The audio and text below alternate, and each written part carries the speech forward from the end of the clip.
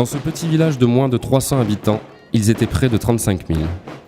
Le samedi 31 mars 2012, Antuniac était l'hôte de Tocs et Clochers, 23e du nom. Avec, comme chaque année, un succès majeur.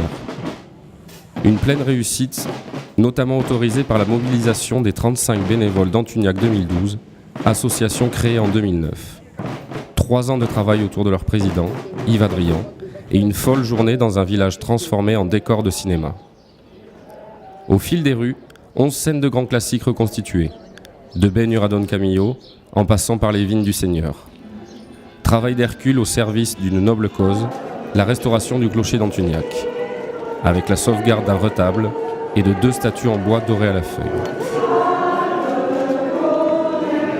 Mobilisation massive pour mettre en lumière la richesse d'un terroir, avec pour incontournable vedette le chardonnay et les 4 terroirs de l'appellation Limoux, océanique, méditerranéen, Autan et Haute-Vallée. 4 atouts savourés tout au long d'une journée inévitablement lancée par la remise des clés à Pierre Salva, le maire d'Antuniac. La clé de l'ouverture de la 23e édition. Des étapes qui rythment Tocs et Clochers depuis 1990 et le début de l'aventure voulue par Sieur d'Arc, avec chaque année un village à la hauteur de l'enjeu. Pour cette 23e édition, un invité d'honneur idéal pour donner toute sa dimension festive au rendez-vous. C'est au Brésil que Tocs et Clochers 2012 avait déroulé le tapis rouge. Invitation lancée à ce potentiel marché de 200 millions de consommateurs et déclinée en jumelant samba et banda, en offrant la fusion des carnavals de Limoux et Rio, en livrant les rues à un défilé gigantesque et multicolore.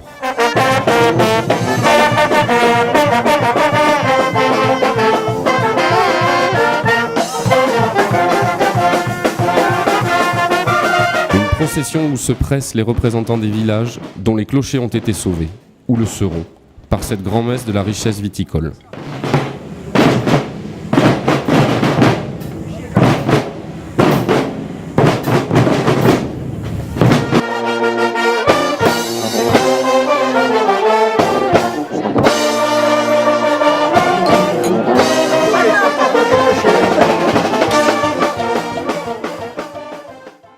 Dimanche matin, les 3 chefs présidant la 23e édition, Roberta Sudbrac, Claude Troisgros et Roland Villard, ont inauguré la borne à leur nom dans le carré des Tocs du château de Flandry. Les compagnons vignerons ont également rendu hommage au sommelier Dionisio Chavez dans la parcelle réservée à ces derniers. Une deuxième journée où les enchères sont reines, après la dégustation pour acquérir un des 140 fûts en vente. Il y a 3 ans que je parle beaucoup pour les Brésiliens du vin de cette région. Et je suis vraiment content parce que c'est un vin extraordinaire et qui n'est pas très connu au Brésil et qui maintenant commence à être très connu. La moitié des fûts partiront pour la France, mais de Corée du Sud, d'Indonésie, de Russie, d'Allemagne et bien sûr du Brésil, les acquéreurs se sont pressés pour mettre la main sur ces fûts, dont certains sélectionnés par le sommelier d'Alain Ducasse, avec, à la clé, des chiffres disant tout le prestige d'une manifestation qui faisait ses adieux à Pierre Mirc, le président des vignerons de Sieur d'Arc, sur le départ après 23 éditions de bons et loyaux services. 3 mots et une apostrophe. J'aime Pierre Mirc.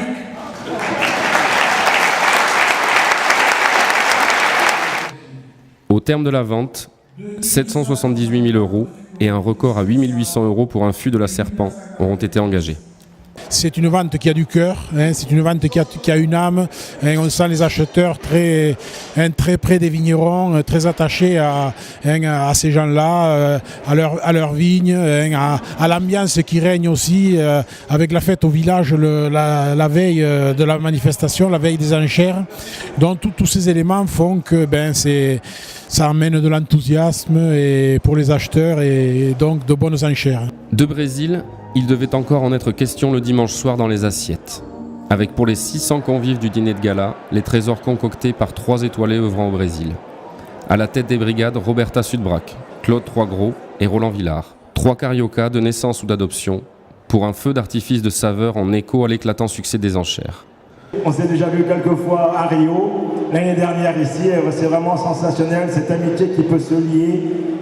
J'espère qu'elle va continuer pendant de grandes années. Merci. Et je voudrais remercier spécialement la famille Troisgros Je pense que c'est mon cœur est né ici. Il est né à la famille Trogon. Ils sont ma famille ici. Merci.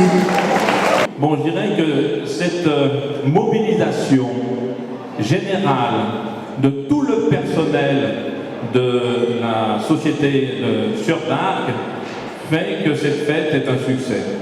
Donc, merci encore. Bravo. Une autre preuve de la dimension internationale prise par Togs et Clocher.